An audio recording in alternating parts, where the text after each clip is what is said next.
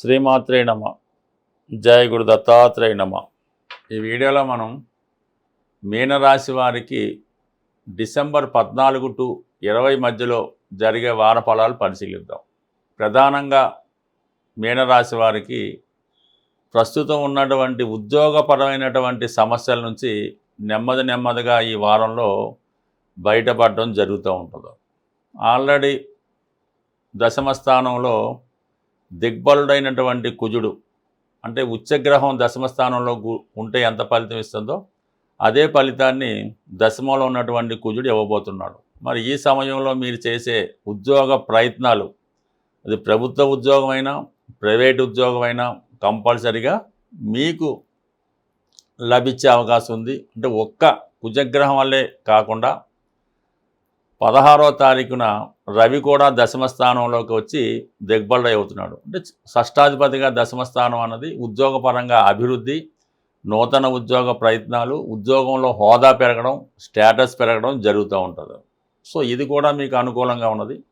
దీనికి అదనంగా దశమాధిపతిగా ఉన్నటువంటి గురువు చతుర్థ స్థానం నుంచి మరి దశమాన్ని వీక్షిస్తున్నాడు. తన స్వక్షేత్రాన్ని వీక్షించడం వల్ల ఒక విధమైనటువంటి యోగం ఏర్పడుతూ ఉంటుందన్నమాట.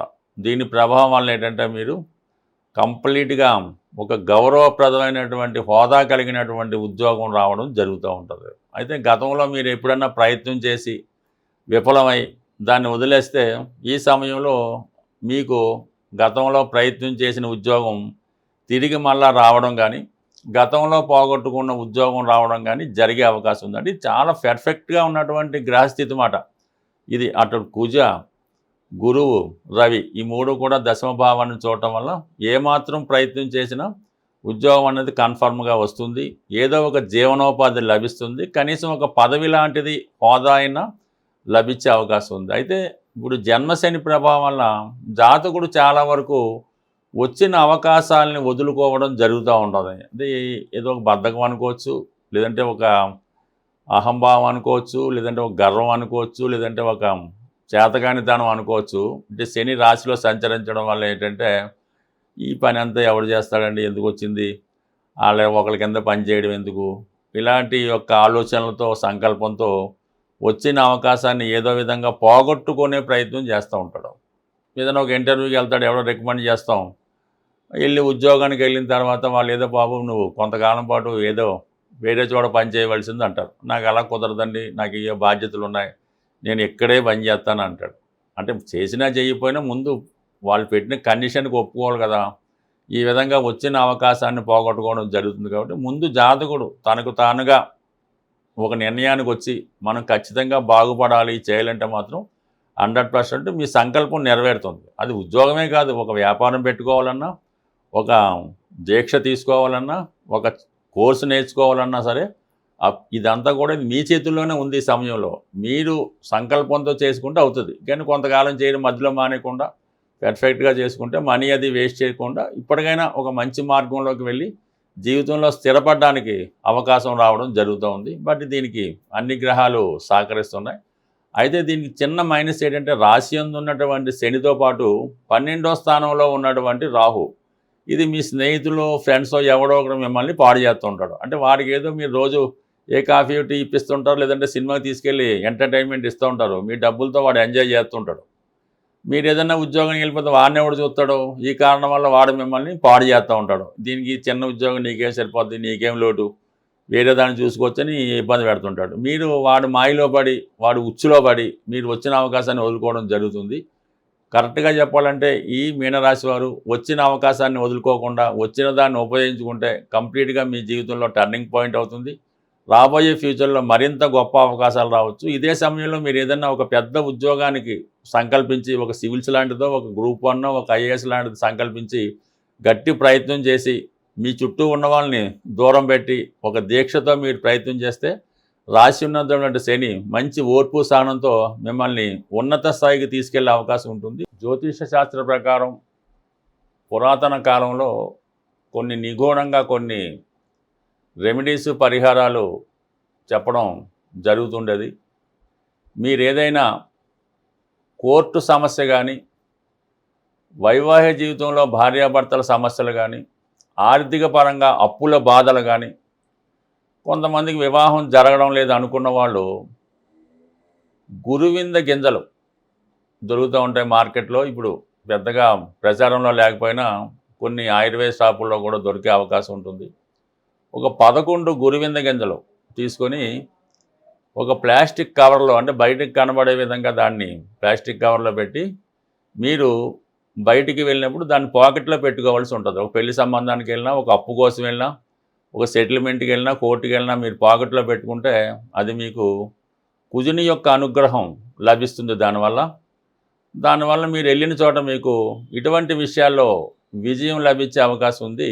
ఇది బాగా చిన్నప్పుడు నాకు చాలా అనుభవం, చాలామంది సక్సెస్ కూడా పొందారు. ఈ మధ్యకాలంలో పెద్దగా వీటి గురించి ఎవరికి తెలియకపోవడం, మళ్ళీ కొత్తగా ఈ వీడియోలో మీకు తెలియజేయడం జరుగుతుంది. అలాగే ఆర్థిక పరంగా పోగొట్టుకున్నటువంటి ధనం తిరిగి రావాలి అంటే షేర్ మార్కెట్లోనో అప్పిచ్చో ఏదో విధంగా ధన నష్టం అయితే జరుగుతుంది.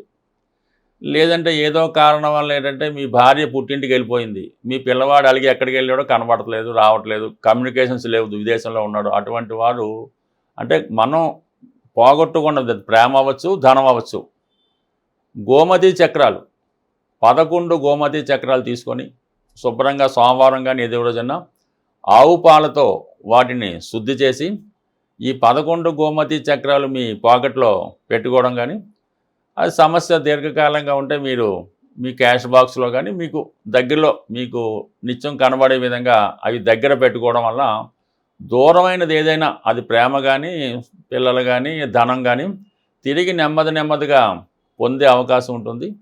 అలాగే ఈ గోమతి చక్రాలతో పాటు మీరు ఏదైనా మీకు చదువుకునే చోట, మీరు ఎక్కువగా ఉన్న చోట గోడ పైన ఒక స్వస్తిక్ గుర్తు వేసి దాని వంక తదేక దీక్షతో చూస్తూ అది మనసులో ఓం అనే ఓంకారాన్ని చేయడం వల్ల కూడా ఈ విధంగా పోగొట్టుకోవడం, అంటే దీనికి కొంత ఓర్పు సహనం అవసరం ఉంటుంది. ఏది పెద్ద తొందరగా 4-5 రోజుల్లో జరిగే పని కాదు. నమ్మకంతో చేస్తే మాత్రం కంపల్సరిగా మీరు పోగొట్టుకున్నది ఎంత దూరంలో అయినా తిరిగి రావడం జరుగుతూ ఉంటుంది. ఇది కూడా ఎక్కువ గతంలో ఈ గ్రామీణ ప్రాంతాల్లో కానీ, మారుమూల ప్రాంతాల్లో కానీ చేస్తూ ఉండేవారు. ఇప్పుడు అన్ని చోట్ల కూడా ఈ గోమతి చక్రాలు దొరుకుతున్నాయి కాబట్టి ఒక్కసారి ప్రయత్నం చేయండి. ఇంకొక ది బ్యూటిఫుల్ రెమెడీ ఏంటంటే, కొంతమంది ఏదన్నా ఒక బాగా మనోవిచారంతో ఏదన్నా ఒక గాలిలో ధూళో వాలింది, వీరికి ఏమైంది, ఎవరు ఏమైనా చేయించారా, ఎందుకు ఇబ్బంది కలుగుతుంది, లేదంటే ఏదన్నా అంటే తాంత్రిక శక్తులు ఏమైనా ప్రయోగించారా అన్న అనుమానం సాధారణంగా మీ కుటుంబంలో ఉన్నవారికి కనబడుతుంటుంది. అంటే వాళ్ళకి ఏదో రాహుదశ జన్మశనో కనబడినప్పుడు ఈ విధంగా చాలా నిరాశ నిస్పృహ మనోవిచారంతో ఉంటూ ఒక విధమైన టెండెన్సీ ఉంటుంటుంది. అటువంటి వాళ్ళకి ఒక చక్కగా విభూది, శివాలయంలో పూజ చేయని విభూతి తీసుకొని ఆ విభూది బొట్టు పెట్టుకుంటూ వాళ్ళ దగ్గర ఒక రుద్రాక్ష వాళ్ళ మెడలో ఎన్ని ముఖాలైనా పర్లేదు, 5 ముఖాలైనా పర్లేదు, ఒక మంచి మీడియం సైజు రుద్రాక్ష ధరిస్తూ నిత్యం విభూది ధరించడం వల్ల కేవలం కొద్ది రోజుల్లోనే, ఒక 18 రోజుల్లోనే అటువంటి వ్యామోహం నుంచి కానీ, నిరాశ నుంచి కానీ బయటపడడం జరుగుతుంటుంది. ఇవి ప్రాక్టికల్గా రుజువైనవి, నమ్మకంతో ఉన్నవి.